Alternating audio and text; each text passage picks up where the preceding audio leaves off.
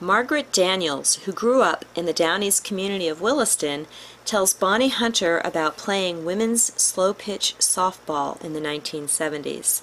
This interview was recorded as part of the Smithsonian Institute's Hometown Teams exhibit at the Core Sound Waterfowl Museum on Harkers Island. Well, how did you get involved with softball? You know, I don't know. It just happened.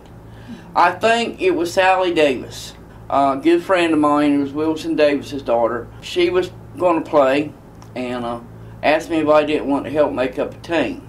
Well, the team was the Betty Blues, I think is what our name is. I'm still not sure about that, you know. But it was a mixture of people, and we were the worst team in the league. Never won a game. I mean, never won a game. Not a single game? Not the first game. None. Nada. And that got to be a little frustrating. Well, when we come to the tournament, and we started playing, I think it was around 8 o'clock in the morning. And of course we were the first team to play because we were the last team. And we won. Don't ask me how we won, I don't know. You know, someone will say, well, it took you all years to learn how to play together. It was just a fluke. I'm sorry. We won. So we had to play again, and we won. We won every game that day and won the championship. Never won a game all year, but we won those games. I was out there one time praying, Lord, let us lose. I need to go home. It was so hot. About what year was that? That was it had to have been around 75, 76, 77, somewhere along in there. Had women's teams been going on for a long time? No, we had just started. They had started the Park and Rec service, started women's softball teams.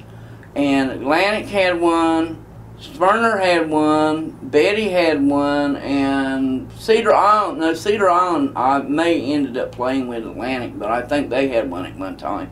And then Beaufort and Moorhead and Newport. And Harkers Island had one. And it was the first time that we women actually, other than in school, had some kind of sports. I remember I was playing, don't even remember who we were playing, don't make no difference. But I had hit the ball and I was running around the base. And when I rounded first base, it sounded like a rifle went off. And I went down. And what had happened is I had popped and torn the ligament in my knee. And I was laying there moaning and groaning and crying. I know who we were playing. We were playing the Blue Angels. Because one of the Blue Angels came over, and I'd been laying on the ground 15 minutes, they're trying to do something with me, had the audacity to come over and tag me out. And that just ticked me off.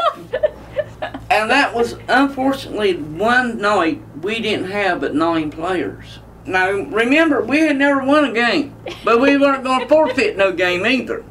So they took me off of third base and put me out in right field where nobody ever hit a ball. And I was standing on one leg, I could barely put any weight on that other one, out there in right field.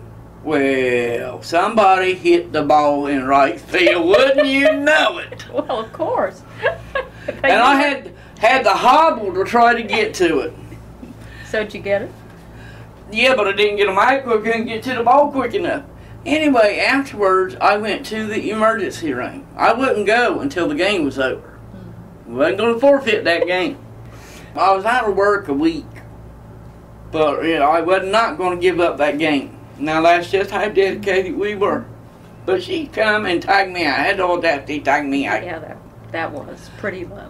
Well, it was, but I'd have done the same thing. I'd have done the same thing, I promise you that.